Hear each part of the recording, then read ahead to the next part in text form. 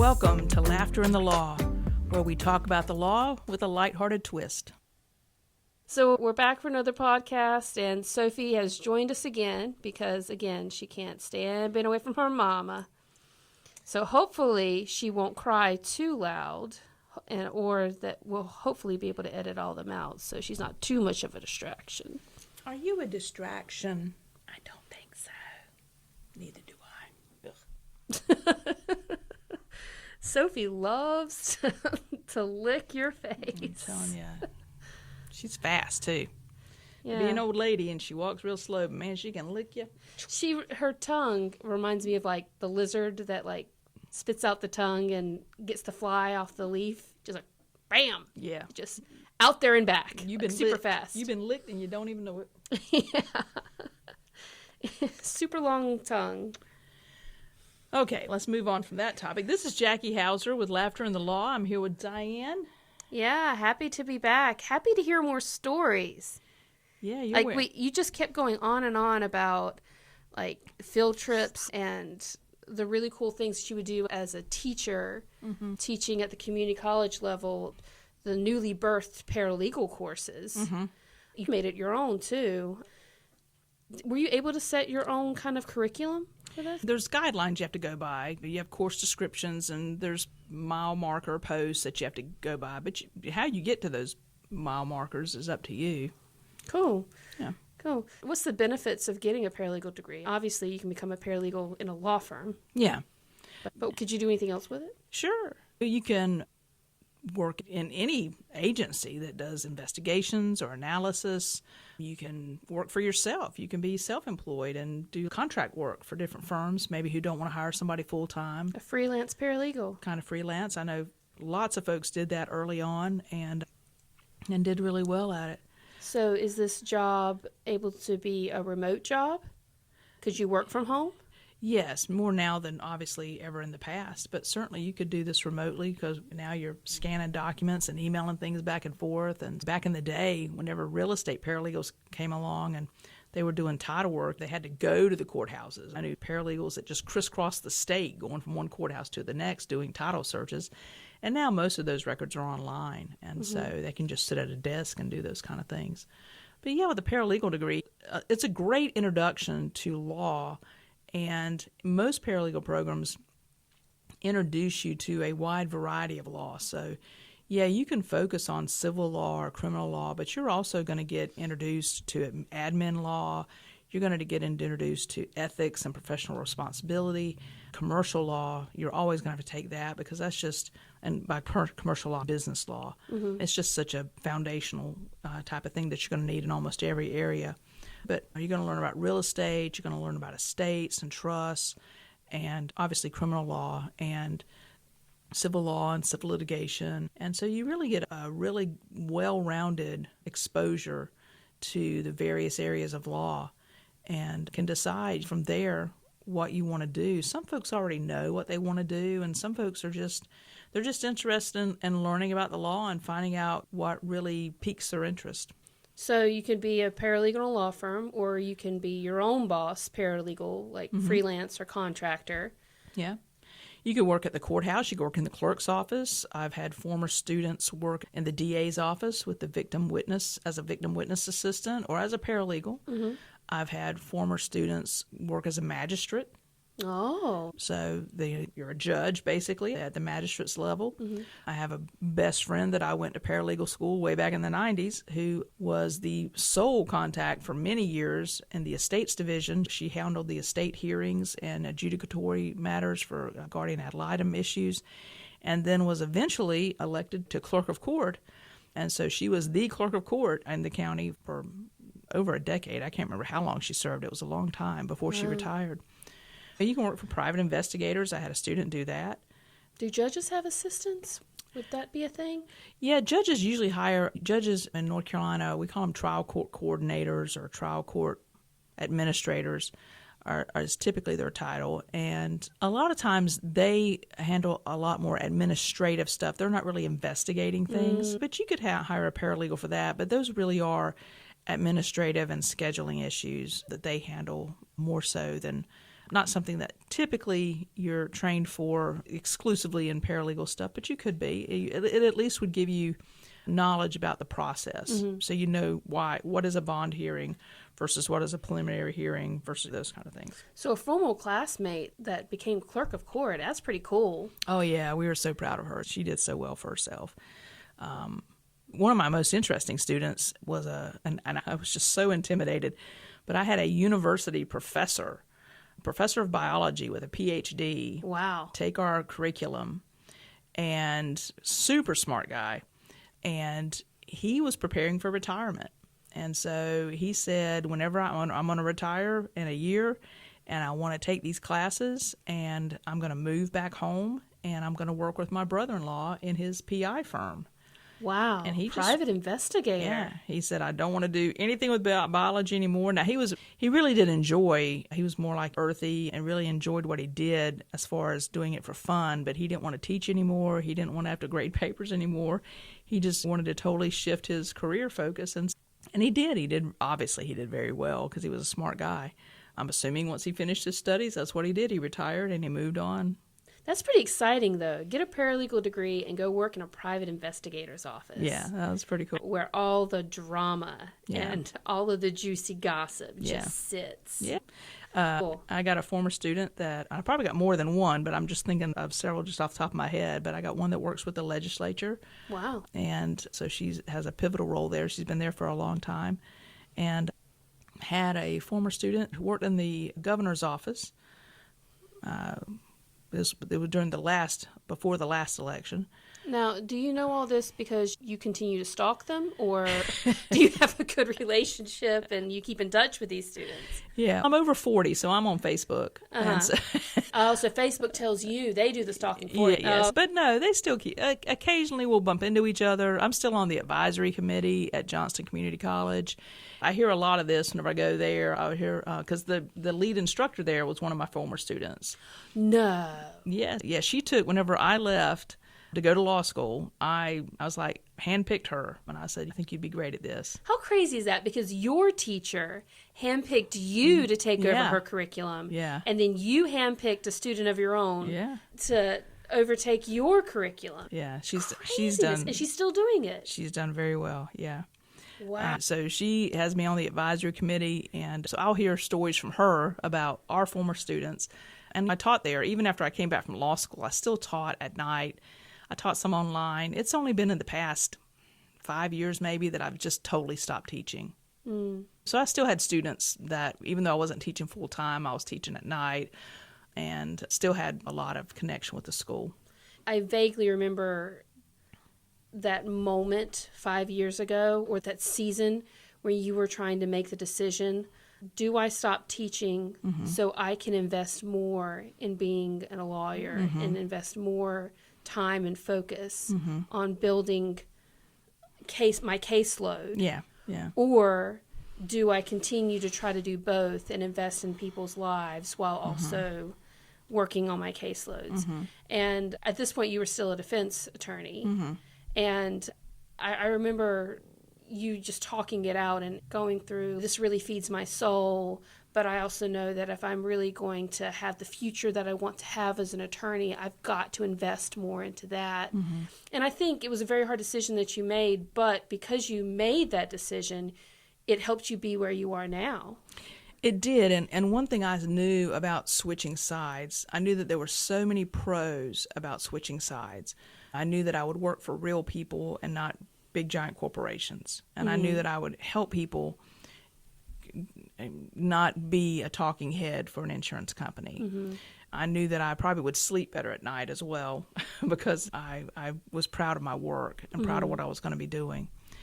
But I also knew, and I haven't done it yet, but I also knew in the back of my mind that if I went to the plaintiff's side, I probably would have more time. And maybe more time. That's Sophie. There's Sophie. That's Sophie growling and groaning. Hey, pay attention to me. Clearly she's uncomfortable. So let's adjust Let's reposition Sophie. her. Well, I'm sorry. What were you saying? Yeah. But I honestly said, I hope to have more time so that if I get the chance, I'd love to step back into a classroom, not a courtroom. I love courtrooms too, and I have plenty of chances to do that. But I'd love to step back into a classroom because I equate the teaching what I do with a jury. I teach them about my case. And same thing with the folks sitting in a classroom. The only thing I don't like about the current climate of teaching is online. You don't teach online. Yes, you can record videos and you can upload them and things like that, but it just sucks the soul out of teaching to do that. It lacks connection. It does. You're not really able to connect with your students, and Yeah. I totally get it. I understand the convenience Yeah. of online classes. Yeah. And because of online classes, more people are able to actually get that degree. Sure. Because some online classes are, as long as you get it done in the semester, it doesn't matter what kind of pace you do. Mm-hmm. And some are very regimented, like you have to have this due by this week, but due by this week, due by this week. And also you have to sign in and participate for an hour on a Zoom meeting. There are different type of structures with online classes, which makes it more accessible to people, but you do lose that connectivity, that visceral type of human connection. Yeah. And I'm not trying to speak negatively about online classes because I know that it has, like you say, there are a lot of benefits from it. It's just from a teaching aspect, it's not what I want to do, because whenever you're the teacher of the online class, basically you go from 75% teaching and 25% grading to 75% emails and grading, and there's so little teaching involved, and it's just not what I want. And now I'm seeing programs offer, and they say in-person classes. They're like excited. The pendulum has starting to swing the other way. Yeah. And there's just something to be said about being able to talk to a teacher after class and say, I don't understand this, or I don't get this. I feel like most of the students that you've connected with and kept in contact with and mentored with are people that you actually had in the classroom. Yeah, absolutely. Yeah. So it was a different age, a different generation, and but if I ever went back to teaching, it would be in person, in classroom. I am going to rabbit trail Hill just for a second. Okay. Because, you're not teaching right now, but recently you were involved with a high school mock trial. How cool, I assume it was cool, but how was that experience? Yeah, that's the first time that I've done that. I've participated in that and spent a Saturday at the regional mock trial competition. And I saw 2 trials. I think there were 3 that day, and I participated in 2 of them. You don't know who you're grading. They did send out the list after the trials were over, but honestly, at that point, I was like, I can't remember, because you're grading, it's A versus B and C versus D or whoever, so I couldn't remember what letters I was looking at. But I was so impressed with these kids. They're high school students, and they're doing a trial. And they were clearly nervous. All of them were. But hey, guess what? Like we told them, you need to be nervous because you're coming in here representing your client, and this is their one shot, and you got to do it right. There needs to be some nerves. Serving on mock trial, what was your role? My role was as a juror. Oh, so you were one of the 12 in the box. I was one of the few in the box. But yeah, we just graded them and we graded everybody. We graded the witnesses because they're part of the mock trial. We graded plaintiff and defense, and it was an interesting process. Yeah. Think you'll do it again? If it works out with my schedule, this time it worked out perfectly, and yeah, it was a good day. Do you feel like it's somewhat fed your soul, the whole wanting to mentor, teach, see people grow and get passionate about what they're learning, and Yes. almost like a presentation? Yes, because after each trial, they do the trial, we sit there, we take some notes, and we have a score sheet, and then we go back and we add up our scores. But then the judge, because there's a judge, and each one of these students, they were very lucky. They had real judges.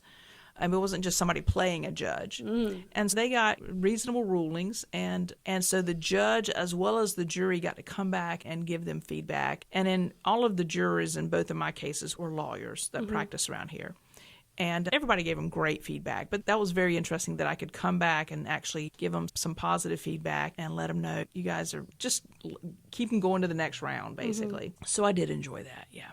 Okay, all right, so that's fun. But That's fun that we deviated to the present times, but let's go back to the past for a second. Okay. So you've mentioned an example of one of your paralegal students that actually ended up working at PI, a classmate who was a clerk of court, a former student who became a teacher. You got any others? I had a student who was a magistrate. I have students who work at the DA's office.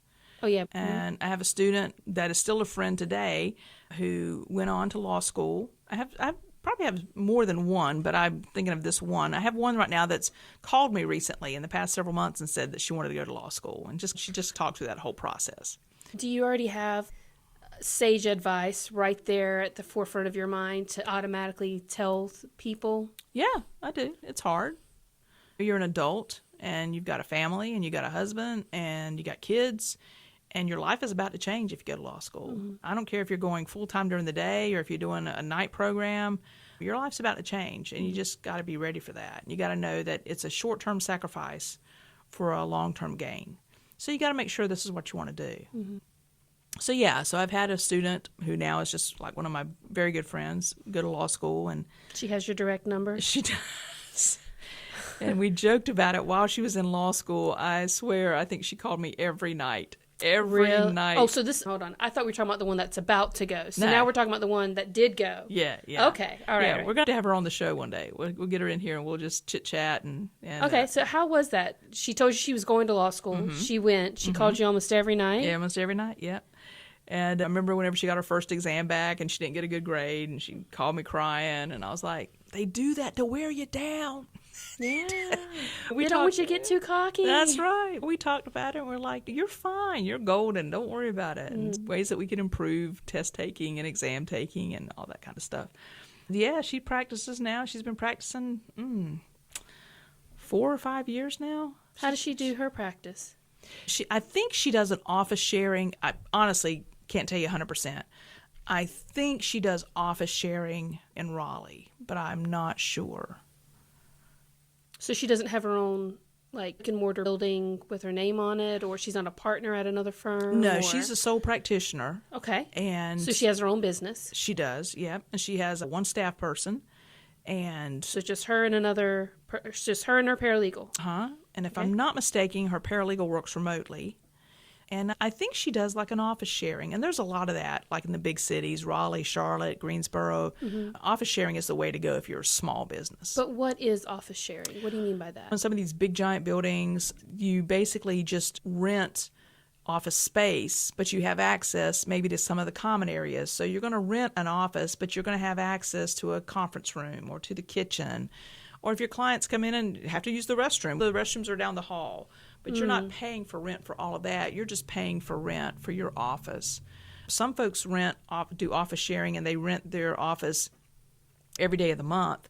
And some only rent one day a week. And so they work mostly from home, but then come in to meet with clients at that office. Right.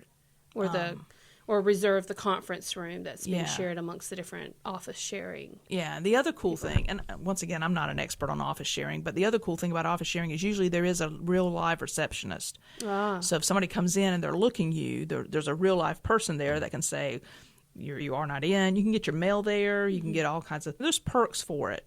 Especially if you're just starting out and you're building your business. Yeah, and you don't want to invite clients to your house, and you want them to be able to identify with where you're located. But you also need a private space to meet. It's not like you can say, let's meet at Starbucks, and you tell me about all your grievances. Exactly, Yeah. We don't want to talk about your family law issue at Starbucks. Okay, but did she go straight from paralegal school to law school? No, she had been a paralegal before, and she had been my student, and she was a paralegal with a law firm. And so she actually went to Central's program at night, North Carolina Central University in Durham. They have a law school where you can go part-time at night, and it's a 4-year program versus the traditional 3-year program because you're only going, I think you either go 3 or 4 nights a week. And so she was working as a paralegal during the day while doing law school at night. Crazy schedule. But luckily she didn't have kids. Okay. And she did that and then went to work, then stayed on with the firm where she had been working with as a paralegal.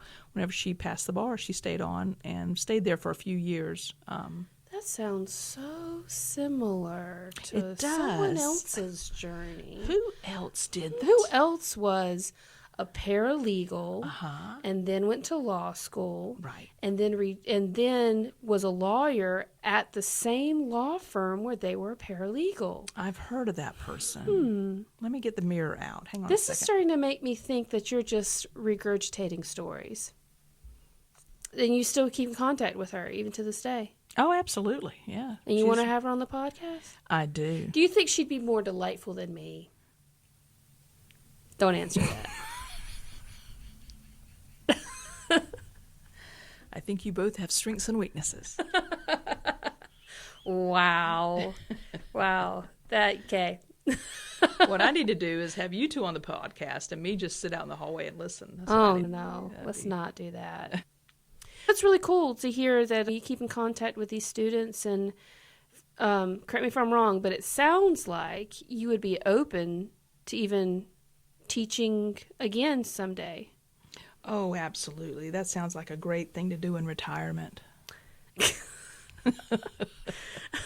Career Right. path. Right now, the caseload just doesn't permit that, but something to do in retirement. You know how people talk about like chapters in their lives? You have such distinct chapters in your life. You know, you're a legal secretary, then you're a paralegal, then you taught paralegalism, which sounds like a bad thing, but it's not. And then you went to law school, so you were a law student, then a lawyer, and that was on the defense side. Then you were a lawyer/teacher again, and now you're a lawyer on the plaintiff side. Yay! Yay! The white hat, the good guys. And we're going to do that for probably another 25 years, and then you can retire Absolutely. and teach again. I like that plan. I like that plan too. Yeah.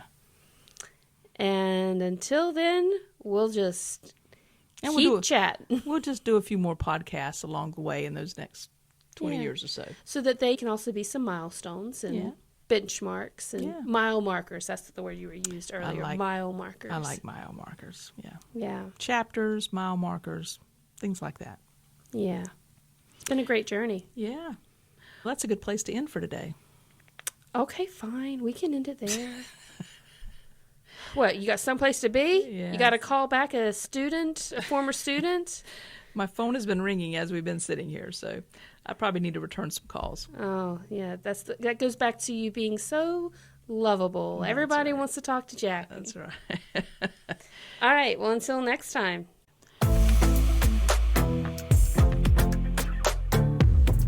Thank you for listening to Laughter in the Law, where we talk about the law with a lighthearted twist.